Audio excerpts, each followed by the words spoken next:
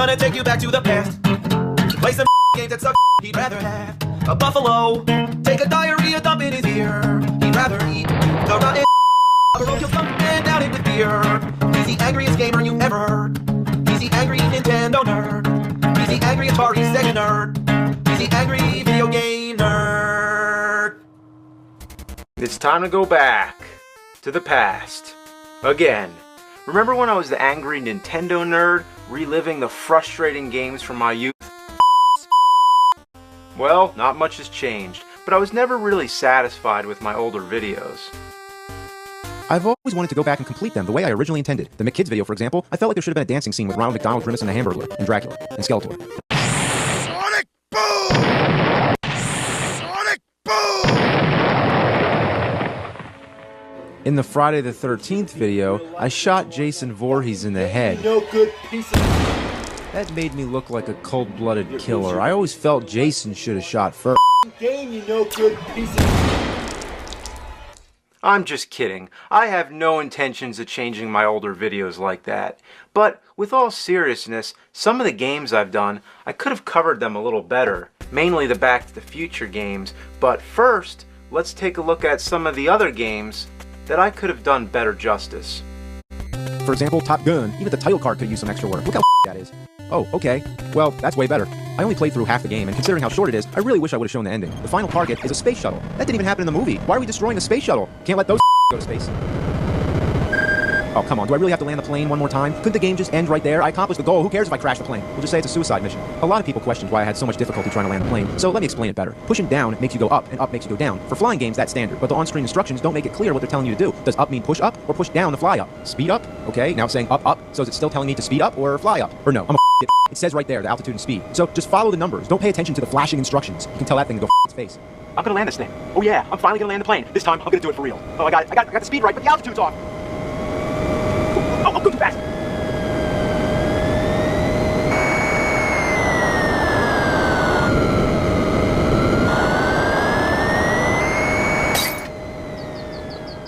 Hey, if anybody sees that plane, can you let me know? Who Framed Roger Rabbit? I already mentioned the part where you go into the nightclub and find Jessica Rabbit's phone number. It's an actual 800 number that you're supposed to call. Back then, if you called the number, you would have heard a recording telling you some game tips. How did I resist not calling that number for real? Let's call it and see if it still works. No credit card? Try collect callback. Dial 1215 Sex Talk and we'll call you right back. Connecting you to hot live talk with students, housewives, and working girls. That's 1215 SEX. Wow, the number has definitely changed. And we now have a Nintendo game that gives a phone number to a sex hotline. That is awesome. And what about Judge Doom? He's one of the most difficult bosses in video game history, and I barely said a damn thing about him. Anytime Doom hits you, it takes a great deal of damage, but when you hit him, it doesn't do much. With such a huge assortment of weapons, you'd think that there would be one that inflicts more damage on him. But nope, he has no weakness. All you can do is punch, punch, punch. It may seem easier than it looks, but Doom has no clear pattern. You gotta get lucky and just get him in the right rhythm so you can keep hitting him.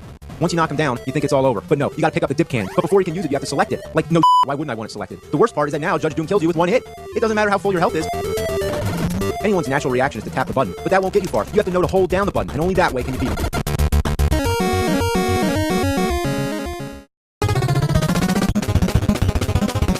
Teenage Mutant Ninja Turtles. With this episode, everybody seems to be happy with it. That's fine with me, but it could have gone on much further. I only showed the first 3 levels, just barely. I mentioned the tough jumps in the sewer, but this one in particular I've always obsessed over. Now, I gotta pay my respects. This jump. As a kid, I spent hours on this part, and in 20-something years, it hasn't gotten any easier. It's all because of this stupid platform. They don't give you any room to make the jump. Whenever you fall, the water current takes you back out to the street. Then, you have to go all the way back through the building before you can even get a chance to try again.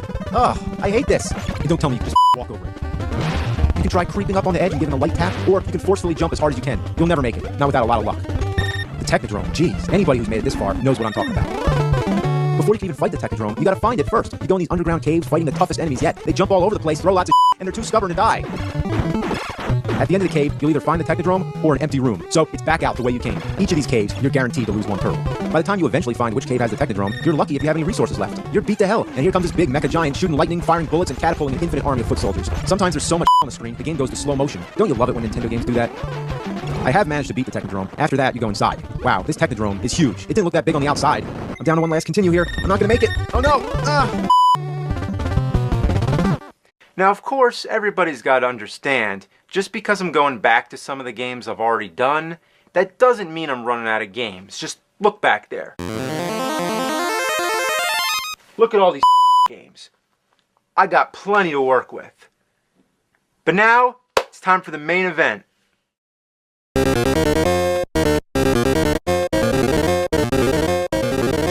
Hey, I'm having deja vu here.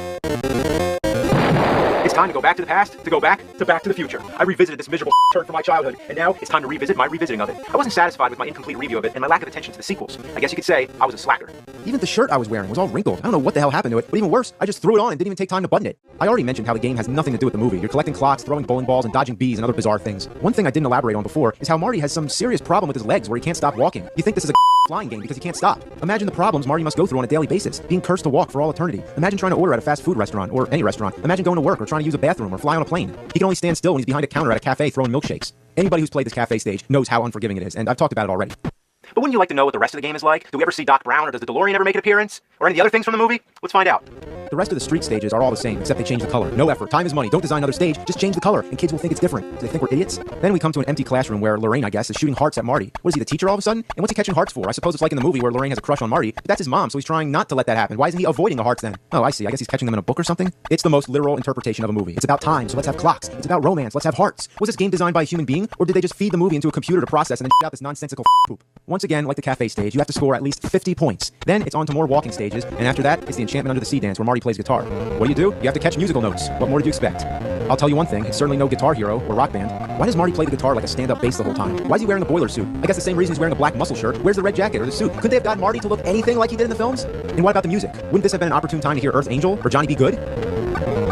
Okay, wait a minute. It is Johnny B. Good. On crack. If they can make the DuckTales theme sound awesome in 8-bit, why not this? At least you get some different music for once. Next, more walking. And finally, the DeLorean. Yes, the DeLorean makes an appearance after all. This is supposed to be the scene where Marty's trying to get back to the future. The streets of Hill Valley are getting slammed with repeated lightning strikes. All you have to do here is dodge the lightning. That's all. Why are you dodging lightning anyway? Isn't Marty trying to get the lightning to hit the DeLorean to generate the 1.21 gigawatts and send them back to 1985? Isn't that the whole idea of the movie? Anyway, that's Back to the Future, and yes, no special ending. Nothing. That music. Well, now that we've seen the whole game, we can conclude that it has, some relation to the movie, but it doesn't have any of the familiar music cues. And don't tell me it was some kind of licensing issue, like they were able to license the movie, but not the music that belongs with that movie that we all recognize. No Back to the Future theme, no Power of Love, no Back in Time, no Johnny Be Good. Well, this. Next came Back to the Future 2 and 3. This one has the Back in Time song, or at least part of it. And the intro scenes follow the movie quite well.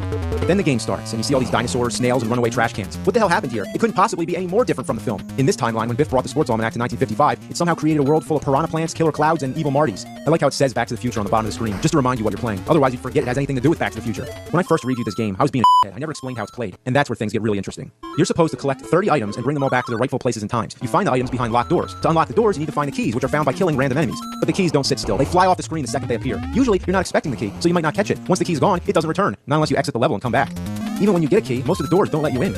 I don't know the reason for this, but when you do find the right door, you'll get an item. But you don't get it right away. You have to do some sort of mini game. They're all different, but the goal is the same, to collect all the clocks. How original. After all that bull, you finally get the item, and now you have to find where to take it. I know where the game designers can take it, but that's another story. You have to find another room that's hidden somewhere obscure, like under a manhole or inside a pipe. Once you find this room, you think that's it. You return the item and then you're off to the next one. But no, it's not over yet. You have to solve a puzzle, a scrambled word. You select the object from your inventory that corresponds with the scrambled word. Like if I have a milkshake, I have to look at the word and think, is that milkshake? Well, it doesn't look like it. What if it's supposed to be root beer float? How would I know what they're calling it? If this is the wrong room and that word doesn't belong to the object, then you have to leave the room. If you try selecting the item, you will lose that item and have to go get it all over again. It's even more confusing that the objects in the puzzle rooms are never in the same place or time. You have to use the DeLorean to travel to the different time zones. And there's 30 of them. 30 items. How could it be any worse? Well, guess what? There's no save feature. Who came up with this? We're not even allowed to turn off our Nintendo? We have to beat the whole game in one clean shot? Don't be so I played for 2 hours straight without returning a single item. I ran from one side of the board to the next, traveled to different time periods, and searched every last inch. I just don't know where I'm supposed to go. It's hard to even keep track of where you've been. After you've found and returned the 30 items, you're only halfway through. You still have part 3 to deal with.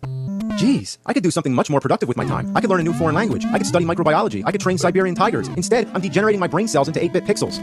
At least you can skip to part 3 with a code. On the title screen, hold B and select, then unscramble another word. If you know the code, you probably know the word. Why does everything have to be so cryptic? Why did LJN have to make every NES movie adaptation? Could they have given somebody else a try? No, they wanted to incorporate the entire spectrum of awfulness. Purple for putrid gameplay, blue for bad musical abominations, green for graphical farts and garlic, yellow for poor lack of loyalty to source material, orange for aren't you a idiot, and red for high stress, anger-inducing masochism. Put that all together, you got all the colors of the rainbow. Hooray, LJN. I'm enough, but now I got one more game. Back to the Future 3 on Sega Genesis.